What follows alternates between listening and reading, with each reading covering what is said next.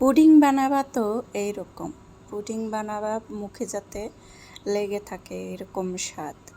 Pudding হবে শক্ত একটু, আর নরমও না শক্তও না, সফট, একদম নরম সফট হবে, অনেক মজার। এই তো দেখো কত লোভনীয় দেখা যাইতেছে।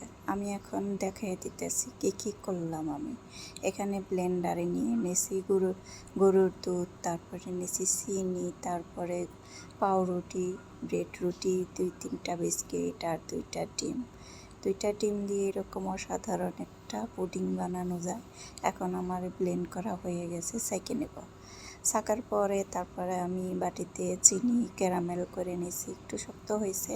তারপরে বাটিটা আমি ঢাইলে বসিয়ে দিলাম। এখন দেখো এই তো আধা ঘন্টায় হয়ে যায়। এই তো কড়াইতে আমি এভাবে বসিয়ে দিছিলাম। এখন এই তো বের করে নিলাম, উঠিয়ে নিলাম। একটু জুড়ানো পর, এখন তো অনেক গরম আছে, ভাঙ্গা যাইতে পারে। একটু জুড়াইছে পরে ফ্রিজে রেখে দিতে হবে 5-10 মিনিট, তখন একটু ঠান্ডা হবে। হইলে পরে এইভাবে আমি ছুরি দিয়ে কাঁচি দিয়ে কাইটে এখানে সুন্দর করে বের করে নেব। বের করার পরে একটু কাইটে দেখাবো কীরকম হয়েছে। এমন সুন্দর হয়েছে, এত মজা লাগলো, খুবই মজা। এরকম করে পুডিং বানাইলে ডিম বেশি প্রয়োজন হয় না, ব্রেড রুটি আর কয়েকটা বিস্কিট থাকলে। আমার তো ব্রেড রুটি শুকিয়ে গেছিলো, বিস্কিটগুলো অনেক দিনের রয়েছিল, কোনো কিছু ফেললাম না আর কি, কাজে লাগিয়ে ফেললাম।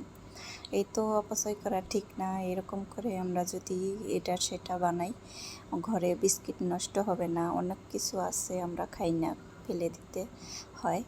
অপচয় না করে আমরা সুন্দর একটা আইটেম করে খেতে পারি। এত মজা হয়েছিল, সবাই এত ভালো বলছিল, ভালো মজা করে খাইছিল সবাই। কেউ বুঝতেই পারে নাই এগুলা যে আমি এইভাবে বানাইছি। এই তো দেখো আমি এখন কেটে কুটে রেডি করতেছি, সবাইকে দেব আর কি।